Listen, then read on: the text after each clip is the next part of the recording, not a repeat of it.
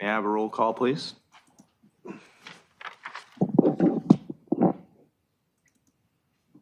Roll call. Commissioner Koenig. Here. Commissioner Marinelli. Present. Commissioner Gupta is absent. Chair Gall. Here. Commissioner Kleinbaum. Here. And Commissioner Gittens is absent as well. We have a quorum. Great. You can proceed. Let's go with saluting to our flag.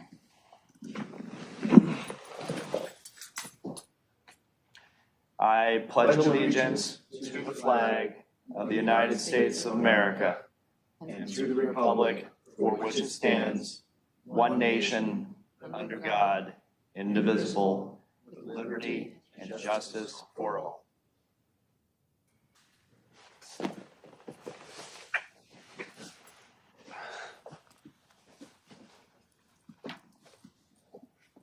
Great. I would like to approve the order of agenda. Do I hear a motion for that? I'll make that motion. I'll second. We have three. Okay, go ahead. Do we vote or we just move? Enthusiastic over here. Excellent. Commissioner Koenig. Aye. Commissioner Marinelli. Aye. Chair Gall. Aye. Commissioner Kleinbaum. Aye. So approved. Great. No blue folder items, correct? No blue folder items. Thank you. And the consent calendar. Do I need to read through the boilerplate? Do we have anything for consent calendar? Business items except those formally noticed for public hearing or discussion are assigned to the consent calendar. The commission members may request that any consent calendar item be removed, discussed, and acted upon separately. Items removed from the consent calendar will be taken up under excluded consent calendar section below. Those items remaining on the consent calendar will be approved in one motion following oral communications. And there we have an F1, the affidavit of posting, and F2, the approval of minutes, November 21st, 2022. Do I hear a motion to approve those two deliverables? So moved. I'll second. Commissioner Koenig. Aye. Commissioner Marinelli. Aye. Chair Gall. Aye. Commissioner Kleinbaum. Aye. So approved. You can proceed. Thank you. G, excluded consent calendar items. I don't sense that we have any. No excluded Okay. items. All right. Item H, I don't see anybody here, but I will read it just as a formality in case we have any written or other communications. Public participation on non-agenda items. This section is intended to provide members of the public with the opportunity to comment on any subject that does not appear on this agenda for action. This section is limited to 30 minutes. Each speaker will be afforded 3 minutes to address the commission. Each speaker will be permitted to speak only once.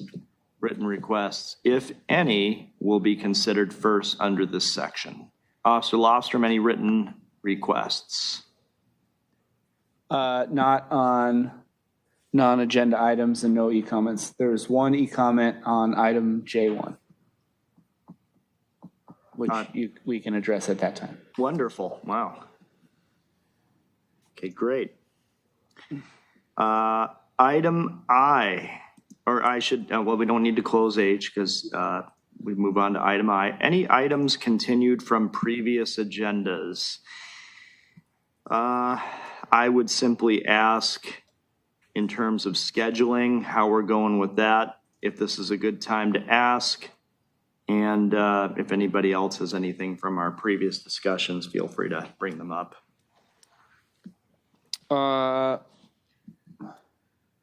We don't have anything continued from a previous agenda, but in referrals to staff, I can update you on all the upcoming scheduling and such. Yeah. That sounds cool. Thank you. So you can proceed to J at your convenience. I would wrap up this one and say Chief Yang's presentation last month with the CPR was very novel. We appreciate the hard work. Thank you for all three departments for showing up this evening. All right, let's go to J, the Redondo Beach City Budget Fiscal Year 23-24. I know City Manager Mike Witsanski is not here, but I'm delighted to hear from Officer Lofstrom, as well as Joy Ford and Chief Yang, if there's any areas that we can comment on budget pertaining to your public safety and your specific departments, et cetera. Thank you.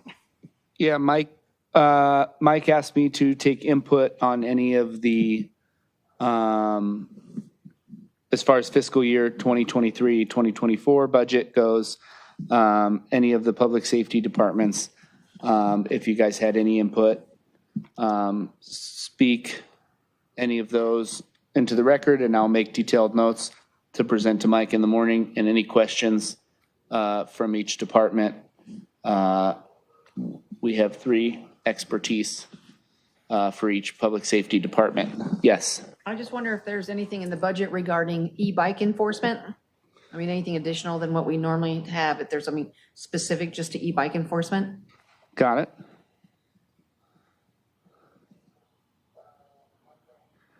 Specifically, he said, input on things that should be included, focused on, stuff like that. So I can make a note that obviously traffic / under the umbrella of traffic, e-bike enforcement specifically.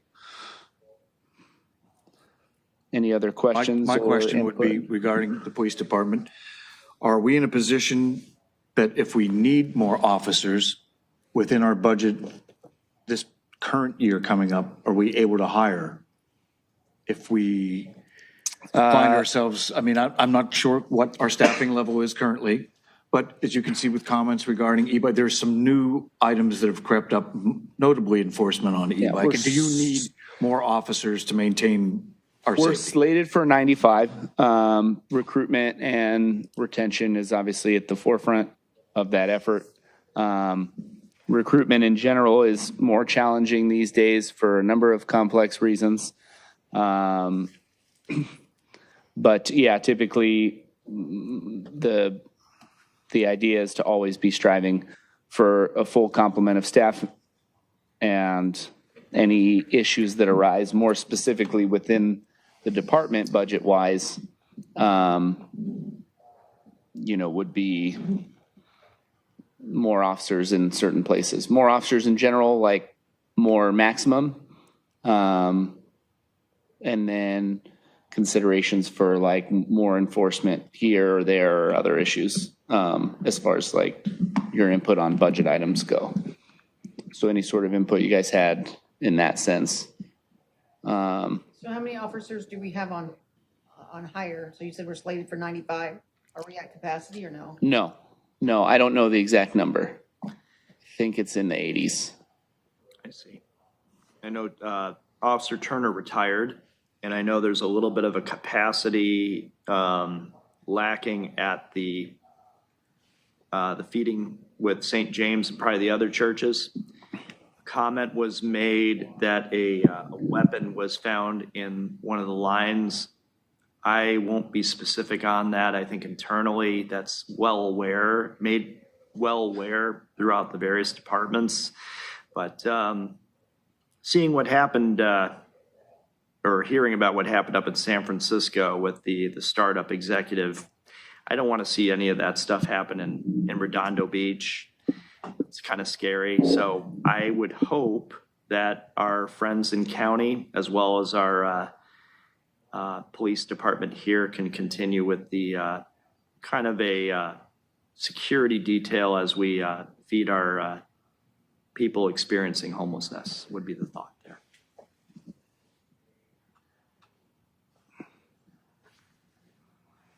Chief Yang, are you available to answer a question? Officer Lofstrom brought up an interesting word, and a lot of people, they get the word, but it's interesting how it develops. When I was in the Army, and you were near the end of your enlistment, and then someone would speak to you about re-enlisting. So when you brought up the word, Officer Lofstrom, retention, do we have a policy where a year out, either from a possible transfer, retirement, if the employee in the department is possibly unhappy in their current job, title, or role, does someone speak to them about, you're too valuable to lose, we'd like to keep you?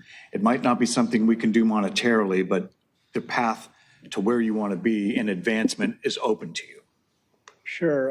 In the fire department, we are very blessed to have um, a very fulfilling scope of work. And so in that piece, in addition to the work environment, the nature and the scope of the work, we don't have retention issues to the point where folks are leaving. Certainly, we have promotional opportunities that are well notified, like currently we're in the middle of an engineer's exam. We have a captain's exam that just opened today. So these are all internal opportunities to promote and expand expertise in different fields within the fire service. So to that point, we make it a point to make it clear to the members that they are valued, that their service is certainly critical to public safety, and that there are internal opportunities in addition to the formal promotional processes. We also have a lot of adjunct duties, responsibilities, opportunities to expand their repertoire, so to speak. So whether it's administrative, whether it's office support, whether it's technical capacity, or sitting on committee spots, those are all fulfilling pieces that we offer our members. So again, at this point in time, in the past, we've been very fortunate to not have an immediate retention problem. Thank you very much.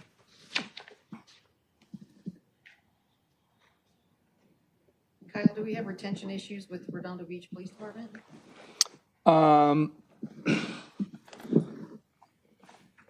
There's been officers, a small amount of officers that have left for other departments. Not necessarily, it's not always necessarily one specific reason or anything like that. Some move closer where they live. It's the affordability here is obviously high. Generally speaking, Redondo has a history of being a destination, but we are seeing some changes in that sense. Probably in the last 5 to 10 years, there's been a lot of, like, the cost of living has gone up substantially around here. Recruitment in general is harder in the field of law enforcement. But I would say a small amount. Do we have a place in our budget to do recruitment and retention? I don't know the answer to that question. That would be like a note, like an input I would make a note of for the city manager. So if you were, it's Ask not, that question. yeah, the problem's not absent completely. So yeah, I would make a note, hey, potential for budget investment in recruitment, retention. Yeah. Thank you.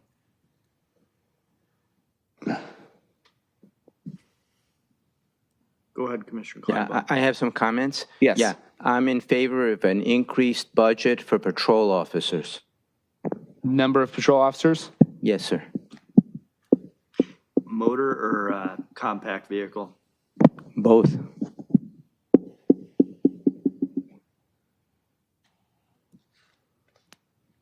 And then I would like to share the e-comment with you if I could, if anyone else had. One quick comment from the city Yes. treasurer's office. The budget calendar is May 16th release, May 30th community workshop, June 6th city council hearing, June 8th budget and finance meeting and review, June 13th city council hearing, June 20th city council hearing and possible adoption for fiscal 23-24. Of the 10 years I've been on the commissions, it's the first time I've ever figured out the milestones for the budget, and delighted to hear the e-comment. Got it. David Martin. I wanted to express support for our police department and forgive me for typos and the important work they do every day to keep us safe. I believe that several items need to be addressed to keep our department competitive and at the forefront of police innovation. We need a new police station. Number one, we need a new police station since our current station was built in the 50s. Has our public safety committee taken a tour? Have they seen the patch jobs and leaks during the storms? We need a proper station for our officers and detectives to work in. I heard that the detective annex was a possible future site. Number 2, the shooting range needs to be replaced and built up to standards for our officers to maintain and improve their skills. Number 3, we need to keep this department competitive in salary and verify we are doing all we can to attract qualified candidates. Number 4, let's update and improve the substation in North Redondo for our officers to work on reports and assist the public. Thank you. May 14th, 2023 at 4 p.m. Those are all good suggestions. I heard the White House needs an upgrade as well, though. But I yeah, bet they don't have leaks. yeah, that's, yeah, Maybe we well, should- maybe depends we what should type of schedule- leaks you're I've talking never been about. inside the police station. I would love to do it. Yeah. It goes down a couple Field levels, trip. doesn't it? Yeah. I, Goes down a couple levels too, doesn't it? I have no idea. There's been recent like in updates, like I want to say like facelift type updates, like they've done some remodeling on the inside, not super structural or anything like that. Right. But you can reach out to me on the side if you wish to take a tour at any point. That would be cool. I've been inside the police station, and I can tell you it could use some remodeling. It's about time. That's a good comment. And I think both the annex and the main police station. Point well taken. If I read correctly, and I could be wrong, we have a $5 million deficit. And I know that a structural change of the police station would probably be run into the 8-digit range, probably 10, 20, $30 million.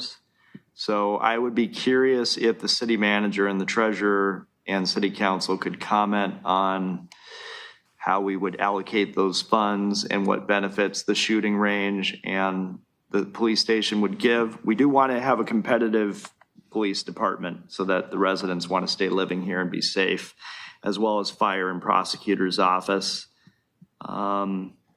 I would also advocate, and not only for my district, but also throughout Redondo, the crossing guards are absolutely essential for pedestrian and also youth safety. Happy to note, at least in my part of the neighborhood and over by Lincoln Elementary, haven't had any issues with that, but the more the merrier with crossing guards and making sure that we keep everybody safe before and after school. Thank you. Does anybody else have any comments on the budget? Just sorry. Sure. To sum that up, attracting qualified candidates, competitive police department, inquiries kind of about a new station, general, and what sort of money's been invested already, and then how that differs to a structurally a new station, Yeah. and then crossing guards. Yeah. Traffic. Okay. Yeah, But benefits. and crossing guards is kind of under the umbrella of traffic, so I do like that. Yes. Thank you. Another comment that I had, I believe a strong police presence is a good deterrent to crime. And over the years, I've been here a long time, since 1986, you would drive down Pacific Coast Highway or Torrance Boulevard, and you would encounter a presence of police officers of the vehicles. And over the years, that number that you see out on the streets has declined and declined and declined. And the reason is, I don't think that there are fewer officers. I think nowadays, because of it's a more complex world, so officers have different kinds of assignments and different types of positions, and the officers out on the street that are visible, because of that, has gone down. So you have to increase the staff. You need bodies and vehicles, so they're present there. So if somebody wants to commit a crime and they see an officer, they're going to think twice before doing that. So that's why it's like a good thing to have. Patrol numbers specifically. Yes, sir. I heard on the ride along Commissioner Kleinbaum that at night there's only 6 active officers. And for, 2 by 3 square miles or 6 square miles of city, that doesn't seem like a lot, but yeah. And sometimes they said they're just driving 2 or 3 hours straight and there's nothing going on, but there's some nights where it's not like that. You need to have the presence. And I would lean toward the motor presence. I know there's been some limitations on that, and officers have retired in the motor patrol section, but with all the stuff going on Torrance Boulevard and Ford And aviation, we need them badly. Please and thank you. I have a question. Yes. So we've talked about possibly more police officers specifically assigned to traffic. What about the nighttime staffing and how are we, our budget for the police substation on the pier? How does that currently work? So the pier substation is also going to undergo some remodeling. So there is some money being invested there, the specifics of which I know nothing about. That's okay. So at night, yes, the overall number goes down because during the day you have community-based officer, school resource officer, quality of life officer, also working those more normal daytime hours, motor officers, et cetera. Some of our motor officer shifts go into the evening, the early evening, but the late overnight, we typically just have patrol working. Yeah. As far as the overall safety goes and the differences there, we still operate on, there's typically 1 to 2 officers assigned on swing shift that are here most of the night. And we still operate on mutual aid very regularly as needed. So it's not often, but there's a very strong, cohesive mutual aid agreement in Los Angeles County in general, and then specifically the South Bay, where we're able to get assistance with more officers very, very quickly between Torrance, Manhattan, Hermosa, El Segundo, PV, and going upwards of, think about the night. There was a homicide and a pursuit when we had agencies all the way up to Beverly Hills and Culver City assisting on that major incident, and that's something that started in the middle of the night. So there's no lack of police service in that sense when the need arises. But yeah, generally speaking, the day-to-day presence-wise would be based on the number kind of available in the city.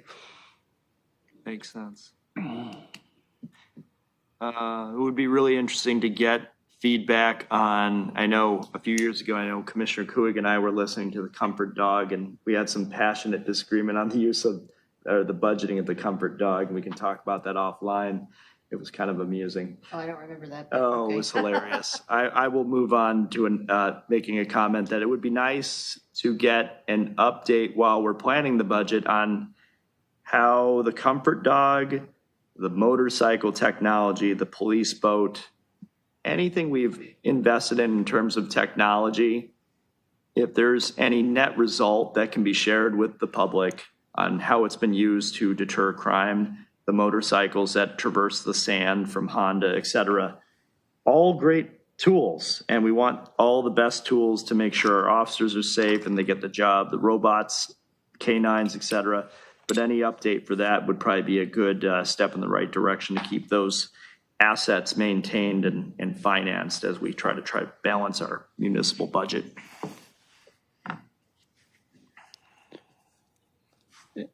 Any other specific input? All right. Chair, you can proceed. Okay. Well, I make a motion to close this budget discussion and note-taking and input session for City Manager Mike Wodzinski. Do I hear a motion to close it? I'll make that motion. I'll second that motion. No, you can proceed. You don't. Thanks. Sorry, I'm sorry. No I was problem. looking at the screen here. It's all right. You can proceed to J2. Let's go with Chief Yang for the discussion of the recent fire events. Hopefully no news He's is got good more news. props. We got nothing but toys here. Good evening, Chairperson Gall, Commissioners. Isaac Yang, Redondo Beach Fire Department. It's great to see you again. Let me open with an aspect of the fire department that we're really embracing over the past year, and that's our community engagement piece, proactive relationship building with the stakeholders, the neighborhoods, the partner agencies. We've really enjoyed building out service relationships with Beach Cities Health District. We've been able to reach out to our older adult populations with Wellness Wednesdays, where fire crews will go out to some of our communities with older individuals. 65 and older is typically the demographic we're looking to engage with. We're able to get with management groups of like some of the larger complexes that house this demographic. We're able to engage in, casual conversation where it's a little less urgent and stressful as like an emergency response. We take vital signs, we do welfare checks, we share visitations with our support canines like we were talking about just now with some of our canine therapy. So that's been wonderful. And that's also been able to branch out with community services, the school district, being able to have like an individual phone call for representatives from administration as well as individual schools to be able to schedule events where the fire department and police department can come out and enjoy time with the school community, the families has been great. So we just had Fire Service Day last weekend. It was wonderful. The fire stations 1 and 2, well attended by the community at large. Lots of hot dogs, lots of punch, lots of good times, stickers, helmets. It was a great time. Relative to that, I know last meeting, I should say, we moved briskly through our statistics to move into our auto pulse demonstration. So let me recap with that.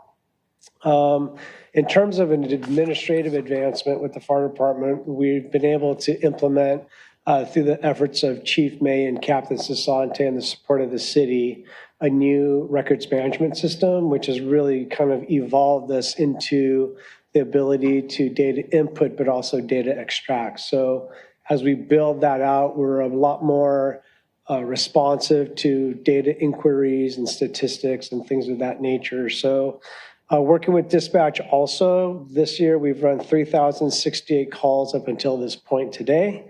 Of that, we ran about 2,000 are medical in nature, as can be suspected, with about 1,000 to 1,100 in the just fire safety, hazardous environment. That would include like wires down from a power pole or ringing alarms.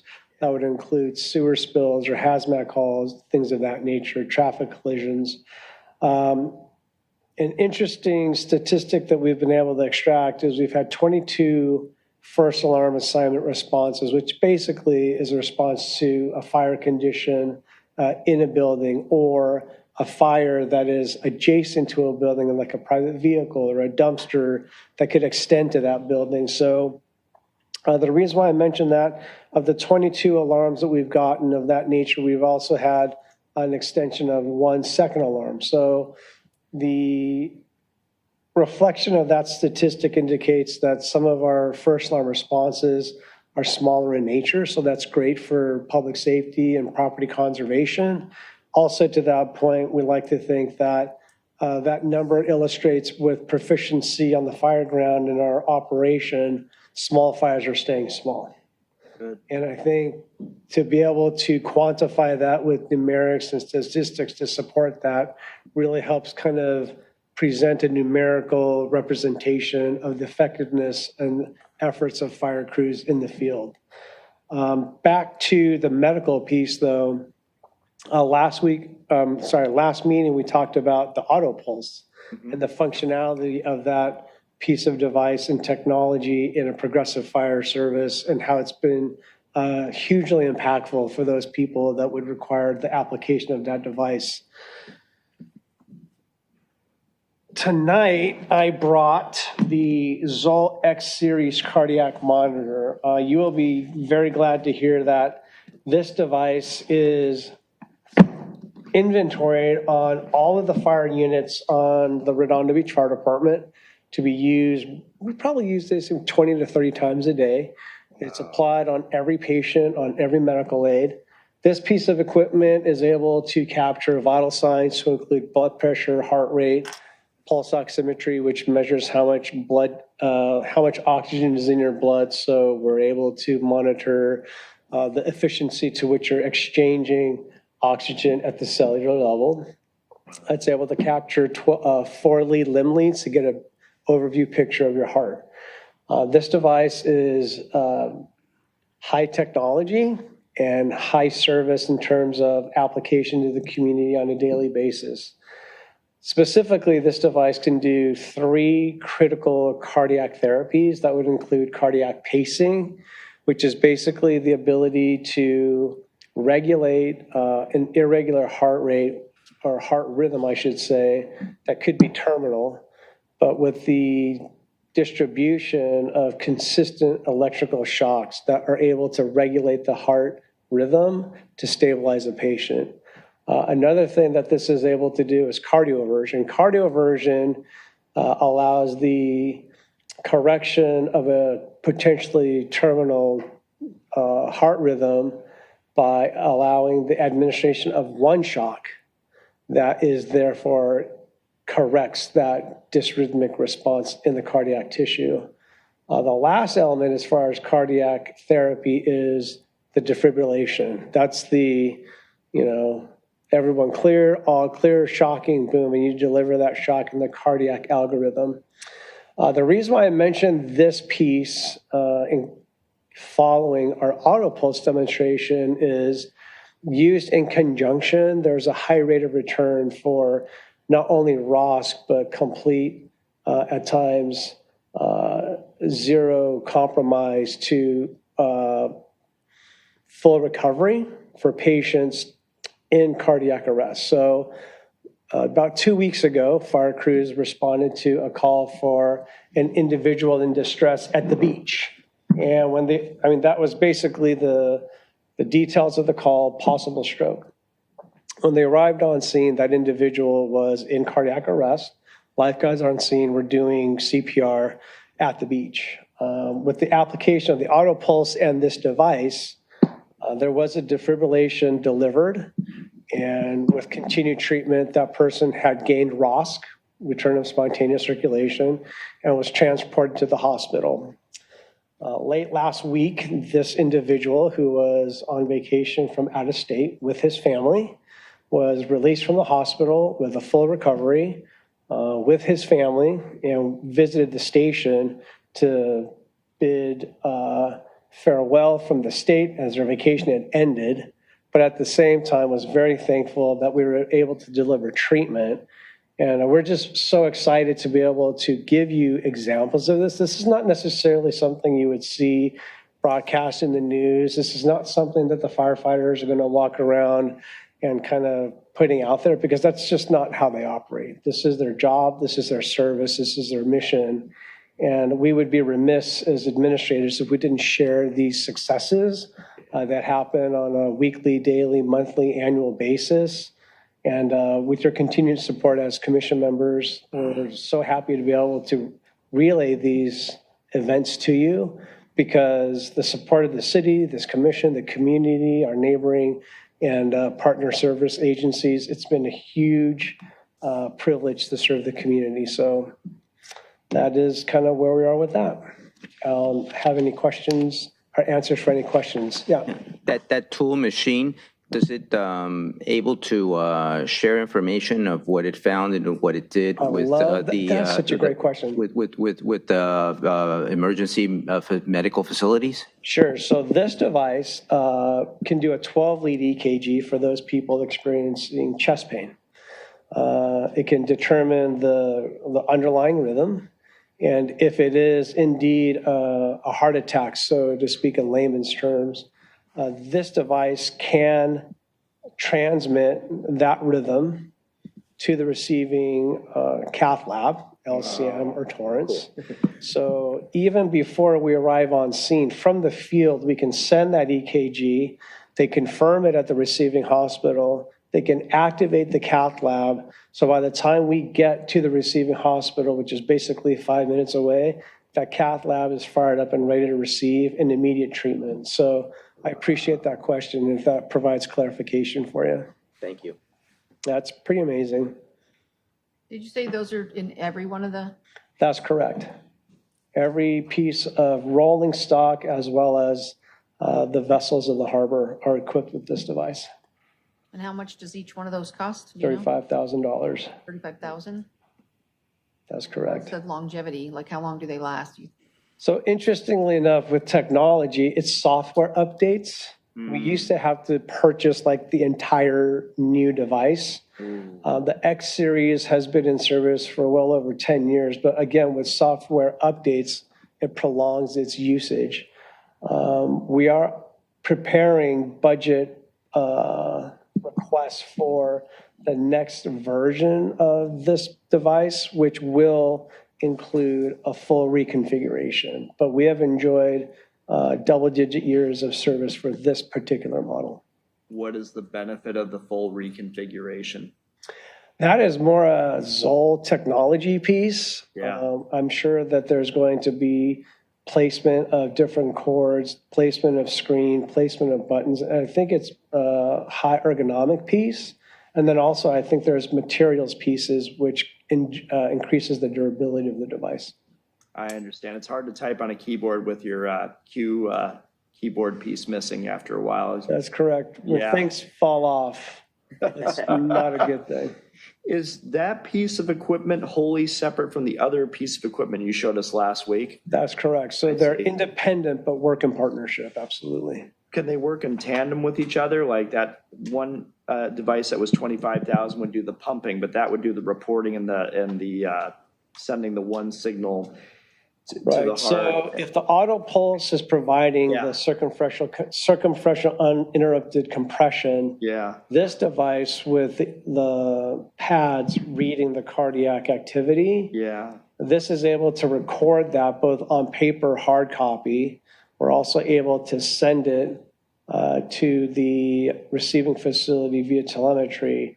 But this is also able to deliver that defibrillatory shock. So something that we may or may not have mentioned last go around was as a auto pulse is able to give that uninterrupted circumferential compression, Okay. it increases intrathoracic pressure. Okay. That establishment of pressure makes the heart more receptive The shock. to a productive outcome from the defibrillatory shock. This device also, Fascinating. it's pretty amazing because the paramedics set the defibrillatory shock to a certain joule percentage.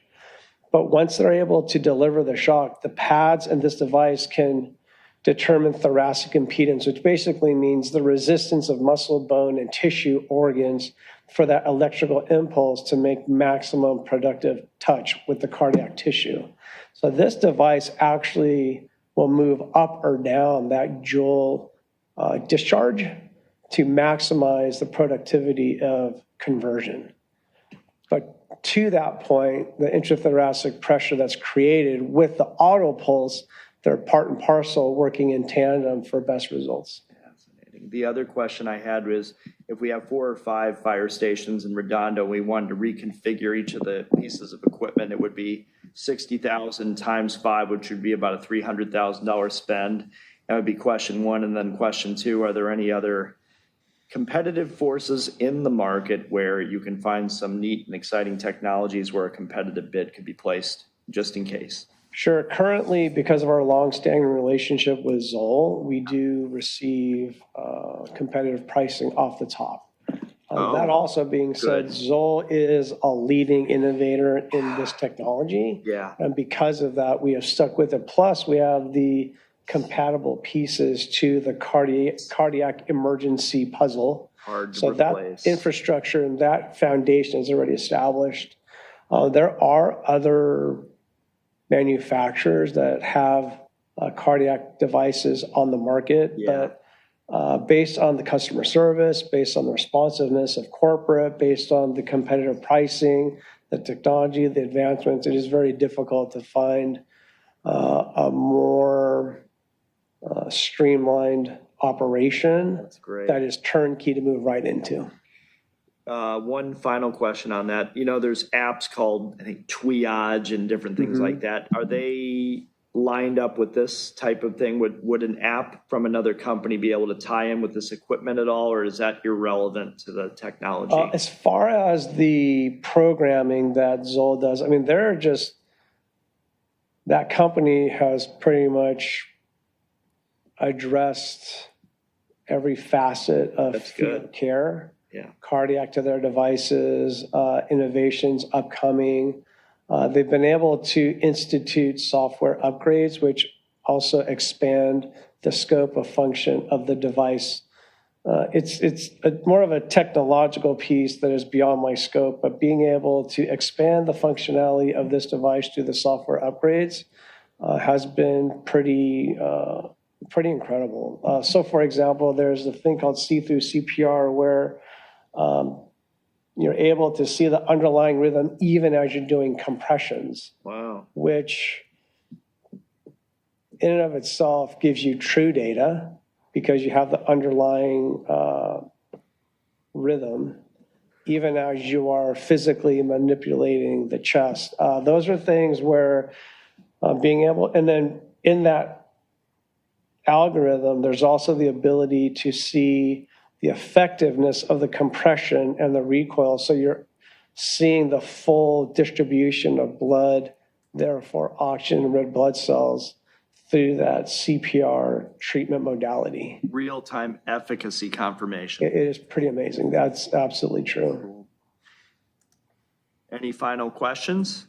Go ahead. I have another question. Can you speak briefly about the maintenance and calibration requirements? Sure. So these devices are serviced once a year. Zoll comes out. They have a field technician local, and that individual will calibrate all of the devices. All of the calibrations are recorded. Their sticker updates are identified on the devices. They not only make sure that the devices are good, the chargers are good, the batteries are good, and they make advisories when there's a need, when they keep track of the service life of our inventory. Those notifications also come through. So short answer, on an annual basis or whenever there's a need. So there are times where there's a physical damage to the device. We can literally overnight request, and that a new loaner device is here like when the sun comes up. That's awesome. It is, like I said, the responsiveness is difficult to compete with. And then so we send this broken one in the box the loaner came in, and they send it back. We send the loaner back in the box that our fixed device comes in, and transaction complete. Yeah, if you don't have one piece of equipment at one of the stations running and you have that beach Right. incident, that will be Right. remembered for the next Right. 50 years. Right. Now, Wow. the beauty of the support that the city has given us to be able to equip every engine, every truck, every rescue, every squad, every boat with this piece of equipment, in addition to the auto pulse, is very progressive. It indicates like the commitment to public safety that this city has, the city leadership for sure.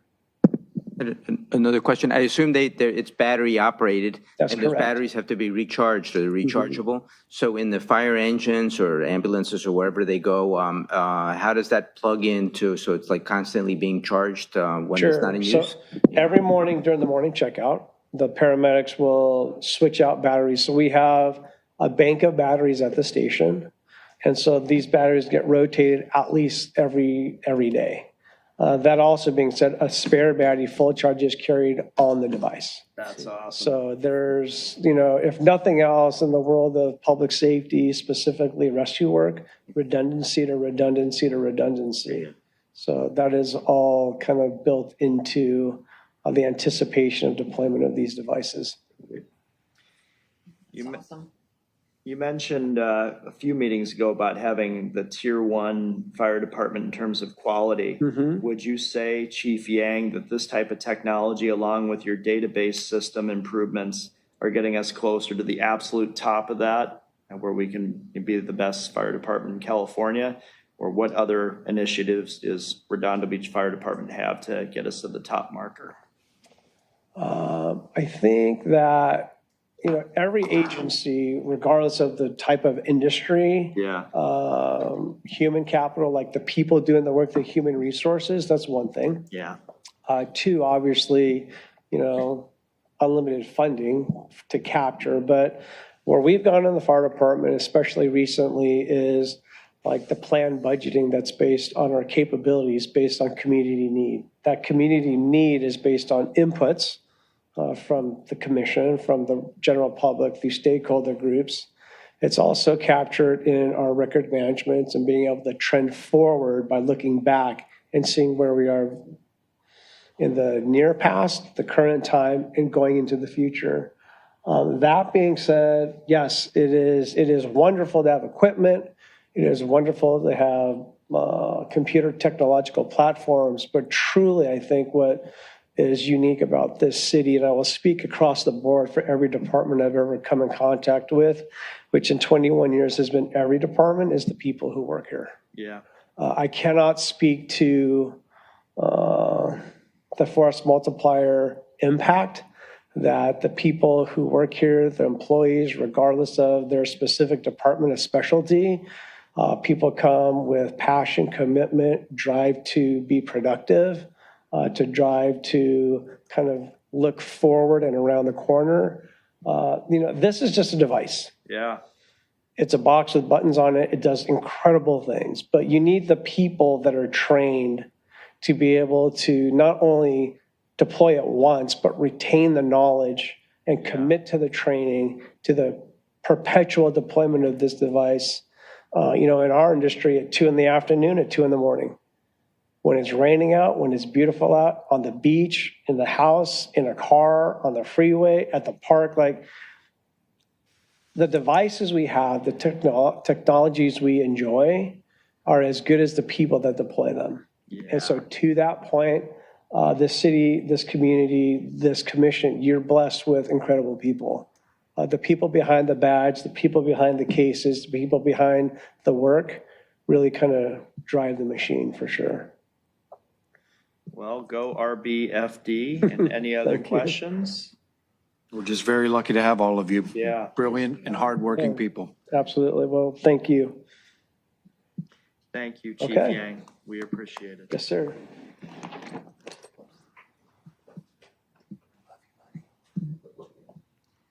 And we'll move on to. 2 months in a row, 2 great presentations from the fire department. This I is know. Outstanding. I think we could all use a vacation, but fantastic job. Keep them coming. Let's go with City Prosecutor's Office, J3. Joy Ford, go ahead. Good evening, Commissioners and Chair. Last month, the City Council approved a mental health clinician under the City Attorney's Office. And last week, we were able to get approved a part-time mental health clinician, Bobby Sampson, to work primarily on the weekends, but up to 10 hours a week. And that is our stepping stone towards getting a full-time mental health clinician for the city. That's awesome. Questions? Well, that just sounds just very valuable. I mean, we're obviously, when we consider police response to the homeless, and we understand how mental health is a big component of that, to have somebody qualified. We're starting with baby steps, but eventually we'll have this person as full-time staff. That's incredible. Yes. So Lila Mura, our housing navigator, has been emphasizing to everyone that this has been our priority. And it was a request that our office made last year. And the council had voted to make it a 3-city shared position, with Hermosa and Manhattan to be under the police department, but that did not come into fruition. So that is why the change was made. And now we've taken this step. It just takes more steps to get a full-time position. So that's what we're working on now. And is that because you need the full-time in the budget? It's a lot of things. It's negotiating with the unions. It's recruiting someone. It's trying to figure out what funds or what grants can fund that position. So it's a lot of complexity. And they'll work closely with the navigator? Yes, that is the hope. That they'll work Yes. together. And the beauty of Mr. Sampson is that he's already worked with Lila Moore in the past. He previously worked with DMH, so they work really well together. He has a lot of experience, and he's somewhat familiar with our community now. Well, thank you for pursuing the full-time employment for that position. Yes, it's greatly needed. What type of grants are we pursuing to help with funding that position to full-time. Is there any updates on that? So we have a number of grants currently that is available to us in terms of the Beach Cities Health District, grants from Assemblymember Mirasucci, grants that were given for the homeless court. So we're looking into whether we need to use those grants or if there are other grants available that we need to apply to, or if this is going to come out of the general fund. Could we ally with Torrance or El Segundo to get funding instead of the other beach cities? So I think that's what made it difficult to get this going, was the trying to share the position with other cities. Yeah. So our position, the city attorney's position, is that we need a city employed mental health clinician similar to our housing navigator, Lila Amora, so that we have the ability to dispatch that person to the people who need it here in the city. Would you say that this DMH experienced person would be able to replace some of the scope of work that certain police officers do on shifts, and some of that would be redundant, would kind of fall off the police budget and more on the mental health budget?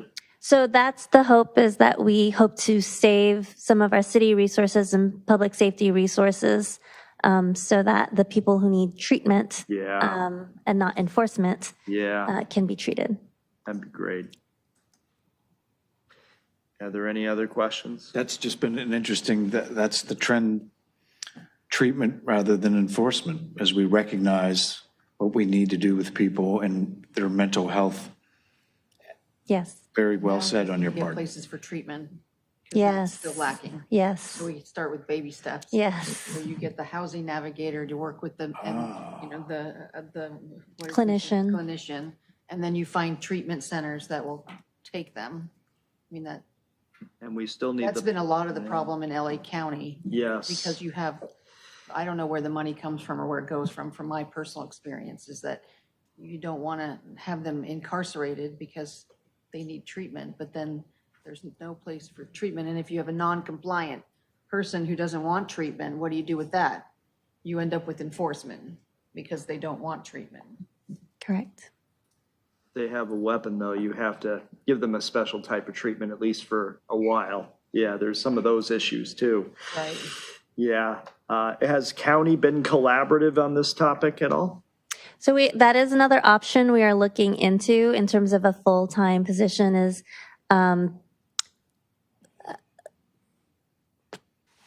the city attorney has talked to DMH about possibly starting a pilot program where the city could fund a bonus to a clinician that's dedicated to the city, and that could help with their retention and their resources.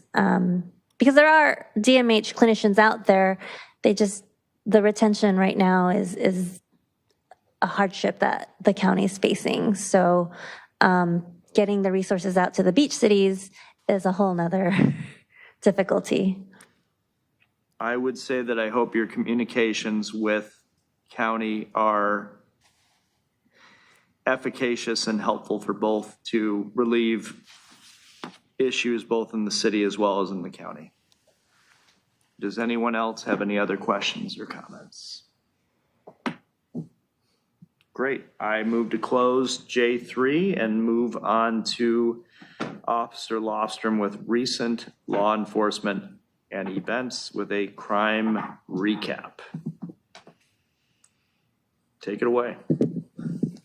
Sorry, I was working my microphone there. That's okay. Obviously, in the agenda packet, you have the crime overview report, which somewhat speaks for itself. But the big event, obviously, in the last month was Beach Life. Yeah. Of extremely highly attended Beach Life. So, again, we always like to report, number one, that all together working the event, it's awesome, very collaborative. I think we rely on each other really well, and use each other when we need to between police and fire. No And there was troublemaking. no major incidents of note. There's logistical stuff we learn every year. Yeah, Some people have a little too much to drink. Usually ends up in a medical route, as it were. Occasionally ends with an arrest. But generally speaking, very safe, fun event for everyone. That was extremely highly attended, and in spite of that higher attendance, especially Saturday, I think the final number was 14,000 yeah. in attendance. But so I always, after we have that sort of big thing, based on the world we live in now, I always like to report that we had a good, safe event with no major incidents on our part. Any other questions or anything? I have a question. Yes. The Beach Life Festival, that's, there's the law enforcement and also fire department, there's a lot of resources they have to use for that. Who foots the bill for that? Is it entirely the taxpayer, or does the promoter also share the cost of that? No, there's, I'm not sure exactly how it works. That's above my head, but there's a reimbursement by the operator of the event. And the There's gotta same, be some win-win same on with, that one. Yeah, They have private security as well, right? It's Yeah. not just all correct. our- Yeah, it's not only us. Yeah. They pay for, but yeah, there's reimbursement. Same with Permits. like a film permit. yeah. If a film job requires some law enforcement intervention for street closures or something like that, they pay for the operation. Yeah, remember Riptide from the 80s. But anyway, that was an overrated TV show. Was there an abduction that I saw on there, and was that solved? That was horrible. Was it in the, Overview? yeah. Yeah, Did you see that too, Commissioner Kleinbaum? it's in here, kidnapping, abduction. Yeah, I it's think that was- horrible. I think that person was on video. Didn't they show that on video? was the I story? saw that on my patch.com, Yikes. but I think they caught him and arrested him. Good. That's horrible. Yeah, I don't have any specific information on that particular incident. I'd have to look it up. First time we've seen that in that Yeah, category. it was up in PV like 35, 40 years ago and so forth. And it's scary to see that on the news, but how about the shooting where there was a suspected catalytic converter theft, like early in the morning by Beryl? I think we discussed that. Anything happened there? So I think last meeting I gave you guys the information I did have. Yeah. That investigation is still ongoing. So And until that comes to fruition and has a disposition, there's no more information that's come out. Well, that gets resolved. And then there was that robbery at the ATM at the Galleria at gunpoint, like over the summer or in the fall, and I don't think that ever got solved either. But does anybody have any other comments on the crime data or any questions?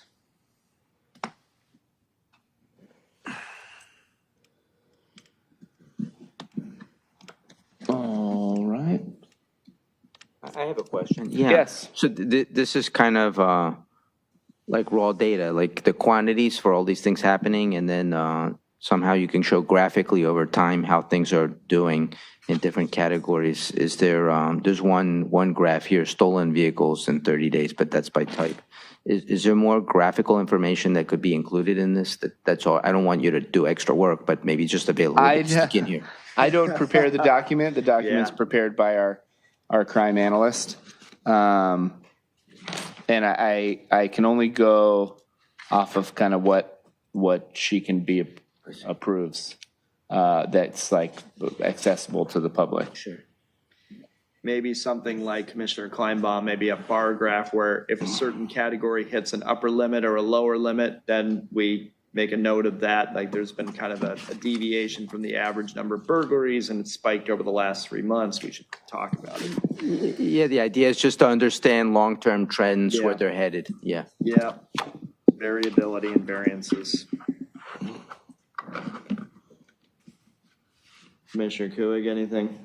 I like the fact that we're now getting the names of the people that are arrested. I thought that Yeah. was interesting, because that might, if you review it, you may see frequent flyers, for lack of a better word. If that makes sense, we have repeat offenders, which was probably where Ms. Ford comes in, because you would deal with those people who are getting serially arrested for whatever reason, 647F, or which is drunk in public, or, resisting arrest, or. I just thought it was interesting to know. We didn't used to get that information No. before. No, I just have, there was just a substantial amount of information in the documents that I used to use. So I just for a couple meetings was using this broader overview, and then I'll probably go back to the more, now that we're kind of caught up and more regular, I'll probably go back to the more specific week to week. I don't mind this personally, but I don't know how everybody else feels about it. Any other questions?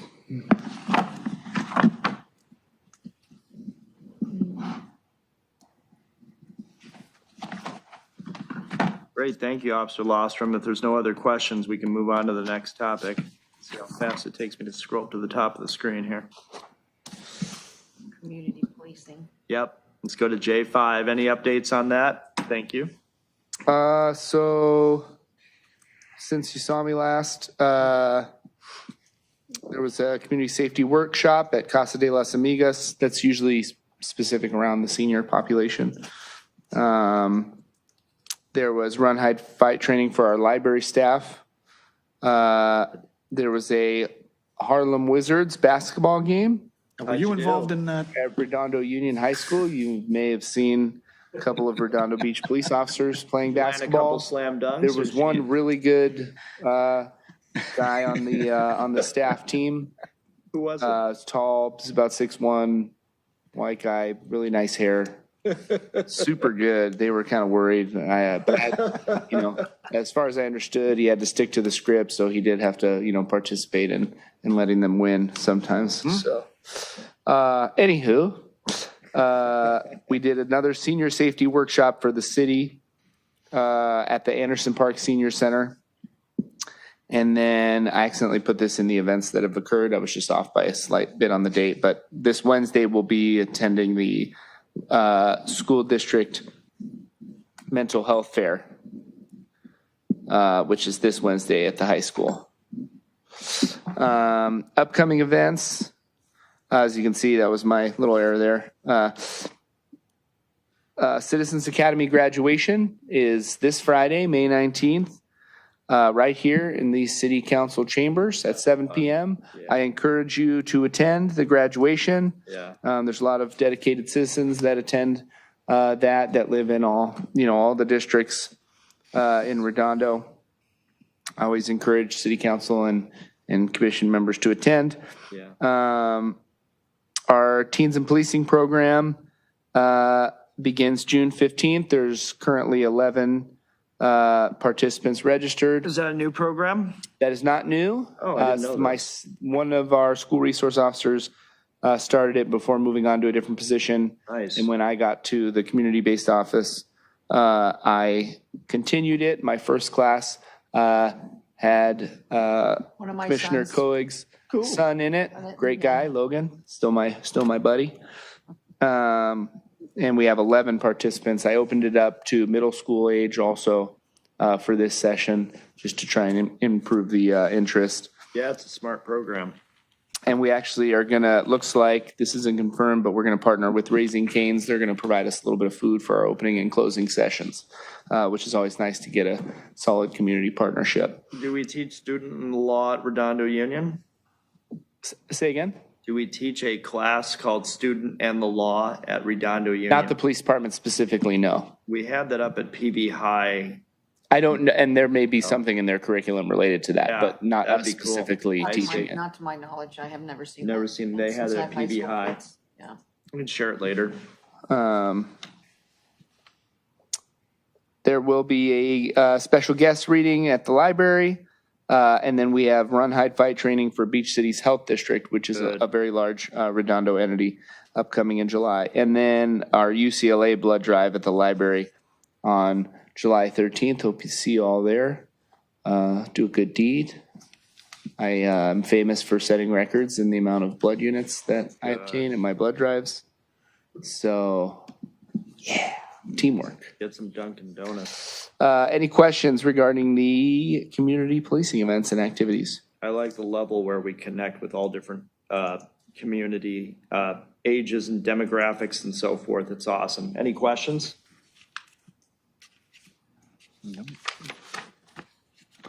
Awesome. All right, thanks for the presentation on that. Excellent. And how about J6 with the volunteers report? I'm sorry, J6, there, we did not receive an updated report in time. So the Okay. previous date is there, so we'll include that in next month's agenda. All right. So no volunteers in policing. What a great group. They work hard and a lot of fun. So let's go to member items and referrals to staff. Who wants to start? You want to start, Commissioner Kuig? I don't have anything this month. Okay. Thank We you. have some stuff in the works already, I think. We do have a few things in the hopper. Commissioner Kleinbaum, how about you? I have a question. Does the city have a problem with, I think they call them street takeovers, where they're like gangs that want to do exhibition of speed or racing in the streets, and maybe like late at night, they take over like parts of a street? Yeah, it's and horrible. Start doing that. And I was once eating at a restaurant in Gardena, but that was the other side of the freeway. I forgot which freeway. It was like adjacent to Compton. In the middle of my dinner, you heard it, and I had to get out of there. I couldn't believe what I saw when I got out there. There was What like cross streets? hundreds of people. It's like on Figueroa heading north, but right on the border between Gardena and Compton. Yeah. Okay, and it was an Italian restaurant. I don't want to give the name here, but that I was eating there. It was a good restaurant, but I can't believe Was what it happened. Italy?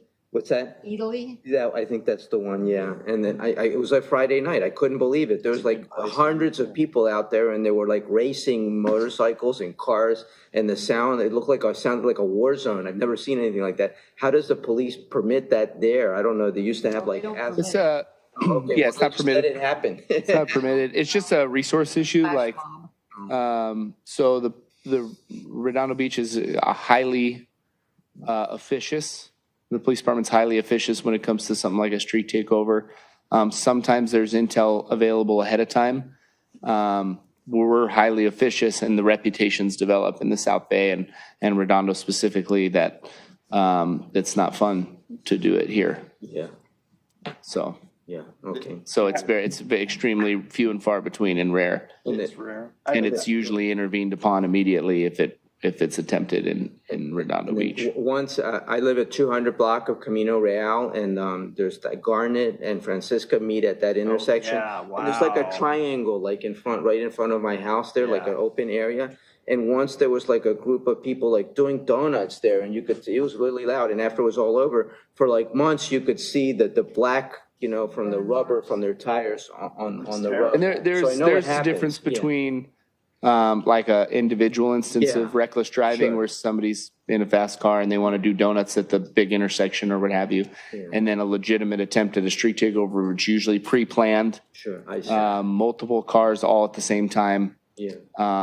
Spectators on foot that are in the area already kind of pre-staged.